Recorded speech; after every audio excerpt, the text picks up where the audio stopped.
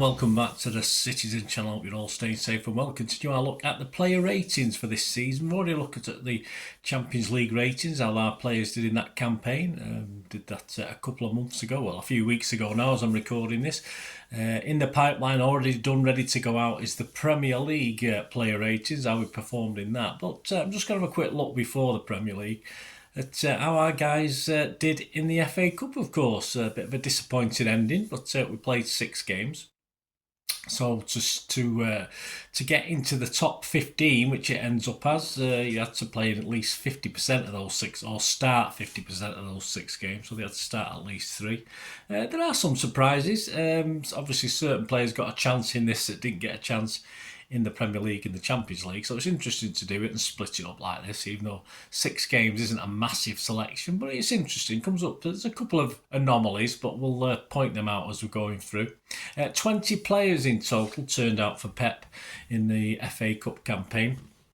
Of course, we scored 16 goals and conceded 4, managed 4 clean sheets. The results, just to remind you: City 5, Huddersfield 0, Spurs 0, City 1, Luton 2, City 6, City 2, Newcastle 0, City 1, Chelsea 0, and the last one, the final. It's just the score escapes me at the moment, guys. I can't remember what that was, but anyway. So that's what we're looking at today, right? Honourable mentions: the guys who didn't quite make the 3-game cut. All 3 game starts. Mika Hamilton, remember him? Yes, he did make a sub appearance, just a cameo though, in the 3rd round win over Huddersfield. He got a 6 rating from the Manchester Evening News. He wasn't on the pitch long enough for me to give him a rating. But of course, he then didn't appear in the squad for the remaining 5 games. That leads us to another lad who, with a similar position, Jacob Wright. He made 1 sub appearance, of course. Like Mike, he came on for a cameo in that 3rd round win over Huddersfield. Again, he got a 6 rating from the Manchester Evening News. And again, not in the squad for any of the remaining 5 games. A big surprise to me this year. You thought he might get more than this. Rico Lewis, just 1 start and 1 sub appearance. He got a 6 from me and a 7 from the Manchester. Sorry, he got a 6 from the Manchester Evening News, a 7 from me in the opening 5-0 win over Huddersfield, and he did clock up an assist in that one, so that's probably fair enough. And he was a late sub in the win at Luton. Of course, he remained on the bench for the other 4. Yes, next up is Sergio Gomez, another one who perhaps might have done thought he might have done a little bit better. 1 start and 1 sub appearance. His only start was in that 3rd round win over Huddersfield. He rated 6.5 for the Manchester Evening News and a 7 from me. He was on the bench for 3 games and missed out and not in the squad for the final, of course. So I think he still got a medal, but he wasn't in the squad. I'm sure I saw him coming down the stairs with a medal. Yes, a loser's medal. Oscar Bob, yes, Oscar Bob again, another interesting one. Only started 2 games, but he did make 3 sub appearances. He was pretty steady in both Huddersfield and Spurs wins, rating a 6.5 from the Manchester Evening News and a 7 from me. He got an assist, of course, against the Terriers, Huddersfield. And he was an unused substitute for the final.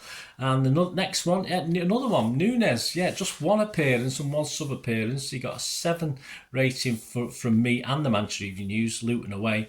And it was a late sub against Huddersfield. He was on the bench for the other 4. And Jeremy Doku, yes, interesting enough, appeared in all 6, of course, but he only started 1 of them. He started 1 of the games and it was a substitute in the other 5. Of course, his best performance was off the bench in the cup final itself, where he scored our only goal and gave us hope for a little while, and was definitely our man of the match. I think generally from everybody, an 8 out of 10 performance from me and the Manchester Evening News. His only start was in the game with Newcastle, where he rated a 7 from me and the Manchester Evening News, and he also scored a goal on a sub against Huddersfield, and got himself a booking late on against Spurs, I think about 97th minute, something like that. I think he got done for, was it wasting time, I think, at that stage. And that's the honourable mentions, and out the rest of them, the top 15, all started at least 3 games. So we'll go from the bottom up as the best way to do it, isn't it? In number 15 spot, just made it into the top 15, Gvardiol. That was a bit of a surprise, wasn't it? I didn't expect that. He started 4 games. His scores For me, 6.13 he averaged, and for the Manchester Evening News, 6.5. And on the Manchester Evening News, he was 13th. So 15th for me, 13th for the Manchester Evening News. He missed the Luton game through injury. He was an unused sub for the semi-final with Chelsea. And his best game, Newcastle at home in the quarter-finals. At number 14 and number 12 with the Manchester Evening News, we've got Rodri. Yes, very low down. Started 4 games, a 6.13 from me, a 6.5 for the Manchester Evening News. His best was Newcastle at home, where he claimed an assist, and he was on the bench for Huddersfield and Luton. Number 13, unlucky for some. Well, it was unlucky for Johnny Stones, wasn't it? He was 15 on the Manchester Evening News top 15. He rated a 6.17 from me and just a 6 from the Manchester Evening News. And he started the 3 games. He had an assist in his best performance against Luton away, the 6-2 win, of course. The only FA Cup game he completed was the final and lasted just the first half against Chelsea. So it just shows you, doesn't it? The only one Pep played, played the full 90-odd minutes was the final itself. He wasn't in the squad for Huddersfield, but he was on the bench for the other 2 games. At number 12, Mr. Dozen is number 10 in the Manchester Evening News. He's got a 6.17 from me, a 6.67 from the Manchester Evening News, so a little bit different. And he started 3 games, and it's Super Jack, of course, Jack Grealish at number 12 for me. His best showing was Luton away. Despite having a good game at Luton, he was taken off injured, sadly, on 39 minutes, just when he was about to get going. He didn't finish any of the 3 games he started, completing about 170 minutes in total. He was on the bench for Spurs, Newcastle, and the final itself. At number 11, and number 11 on the Manchester Evening News rating as well, is Kyle Walker, 6.2 from me, 6.6 from the Manchester Evening News. They tend to be more generous than me, the Manchester Evening News. And he started 5 games out of the 6. He was on the bench for the first game with Huddersfield. Then he was reasonably consistent in all the 5 games he started and did finish them all as well. Wasn't substituted. But Chelsea was possibly the best of his performances. Right, into the top 10. Who made it? Well, he's number 14 with the Manchester Evening News, number 10 with me.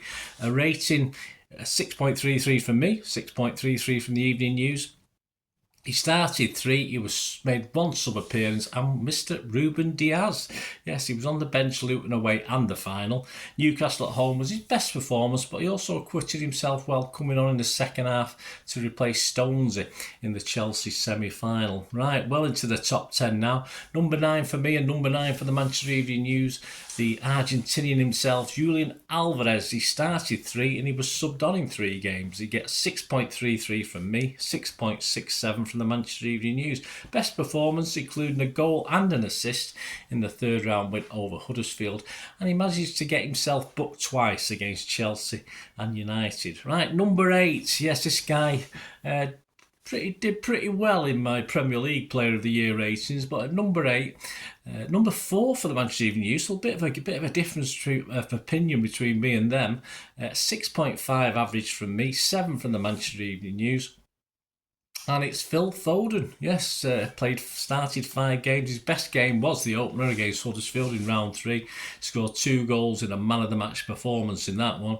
He managed an assist in the final against United, but he was on the bench for just that Luton game, so he played in 5. So not very high up, and also not very high up, another one of our superstars, Kevin De Bruyne, just 6 on the Manchester Evening News, 7 for me, 6.67. I give him 7 out of 10 on average for the Manchester Evening News.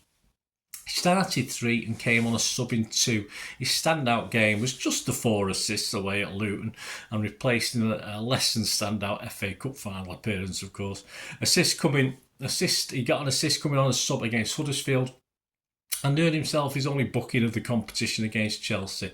An unavailable or unfortunate groin injury made him unavailable for the Newcastle game. At number 6, just outside the top 5, but he is in the Manchester Evening News top 5 at number 3, but I've got him at number 6. See, I don't have favourites, me, do I? Well, probably do, actually. But Bernardo Silva, he started 5 games. He got 6.7 average from me and a 7 from the Manchester Evening News. Best game with both goals in the 2-0 win over Newcastle. An assist at Luton and another goal, the only important one, of course, in the semi-final. He missed the Huddersfield game through injury. Right, we'll get to the top 5. How about this? A little bit of a difference here as well. At number 5, at number 2 for the Manchester Evening News. I scored him 6.88 average. Manchester Evening News scored him 7, so we're getting closer. Akanji, yes, 5 starts for Akanji. He was injured for the Spurs away tie and lasted only 17 minutes in that third round win against Huddersfield. His best performance was a man of the match performance in the 2-0 home win over Newcastle. Well, there you are. Who have we not said yet? Well, let's get to number 4, and this won't surprise many. Of course, he got an average of 6.92 out of 10 for me, 6.83 for the Manchester Evening News. So for the first time, I think today, or in this vlog, I rated him higher. He finished 7th in the Manchester Evening News top 15. He finished 4th in mine. 4 clean sheets. Of course, we're talking Ortega, who of course started and finished all 6 games. He saved his poorest game, sadly, for the final itself, but his best game was a 1-0 win over Chelsea in the semi-final, where with Nathan Ake was probably our joint man of the match. Well, I thought so anyway. And into the top 3, number 5 for the Manchester Evening News, number 3 for me, and this is a slightly skewed one. This doesn't quite reflect what happened, I don't think. We've got Erling Haaland. He only started 3 games. He's got a 7 average from me, and he's got a 7 average from the Manchester Evening News. But as I said, slightly skewed because he got 10 out of 10 from both of us for his man of the match performance, scoring 5 at Luton Town, obviously. He starts against Newcastle in the final. He was out injured for the other 3 games. So even though he's up in 3rd spot, yes, I think, as I said, it slightly skewed because there's only 3. He only started 3 games and he got 10 out of 10 in one of them. So 7 ratings would have been a bit less. So, but he's there. Stats do lie sometimes, or don't quite tell the whole truth, do they? So let's get to the top 2. Who have I not said? Well, I'll tell you what. There's a K in both of these guys' names, first names and surnames. At number 2 for me, but number 1 in the Manchester Evening News, we've got Kovacic. Yeah, there you go. There's a big surprise some of you. Got an average of 7.1 from me, a 7.6 for the Manchester Evening News, which made him a clear number 1, their best one. His best game was Luton away, where he chipped in with a goal and an assist in the third. He chipped in with a goal and he got an assist, of course, in the third round tie against Huddersfield. He was on the bench and left on the bench for the semi-final. And at number 1 for me, and probably the biggest difference of the day, actually, of this feature to the Manchester Evening News, because he only rates number 8 in the Manchester Evening News top 15, but he's my number 1. He's my best average score. Only started 4 games, so he didn't start the whole 6, but he's getting a 7.13 from me and a 6.75 from Manchester Evening News, which is okay, but I say keeps him well down the list. But he's my player of the FA Cup campaign season 24 anyway. So 2 man of the match performances versus Spurs away, where he scored the only goal of the game, and joint man of the match. I was there. I'm biased. I'm probably why he's ended up in my number 1. And joint man of the match, as mentioned before, with Ortega in the semi-final. And of course, we're talking Nathan Ake. There you go. So that's my number 1. Is it a surprise? I don't know. He was on the bench for the Newcastle and Huddersfield games. As I said, a bit of a big difference between me and the Manchester Evening News. But there you go, guys. Let us know your thoughts. Of course, to isolate the FA Cup for you to think back and probably hard to do, but just give us your thoughts and your memories anyway of this season's FA Cup campaign. We'll avoid the final match, of course, but just give us any memories you've got. It'd be great to hear them, and I hope you enjoy this season 23-24 FA Cup campaign player ratings. My thanks to the Manchester Evening News as well for their contribution. Very kind. Please, if you are new to the channel, push that subscribe button, push the bell notifications, everything City past, present, and as long as we can keep going, yes, check out that Champions League player ratings, and soon as I'm recording this, it might already be out there depending when you're watching it, of course, my player ratings for the Premier League season 23-24, so push those buttons, leave us your thoughts, and of course, for next season, if you're an organisation or an individual and you have any thoughts of trying to sponsor or support the channel in any way and anything I can do for you, you scratch my back, I'll scratch yours. Get in touch through the various media things. Of course, you can get in touch with me through YouTube. Just message me through there, or I'm on X and TikTok at the same address at Bernard_Deneen. Get in touch through there, or I'm on Facebook at just Bernard Deneen, or you can just email me. Give us a shout. and I will get back on to you. We can have a chat. We can have a chat about that. Hopefully try to do a couple of new things next season.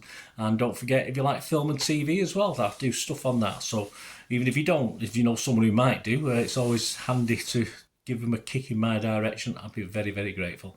Thanks for watching, guys. Hope you enjoyed it. Until the next time, I only ask one thing, don't I? Please stay safe, Blues. Come on, City. Bye for now.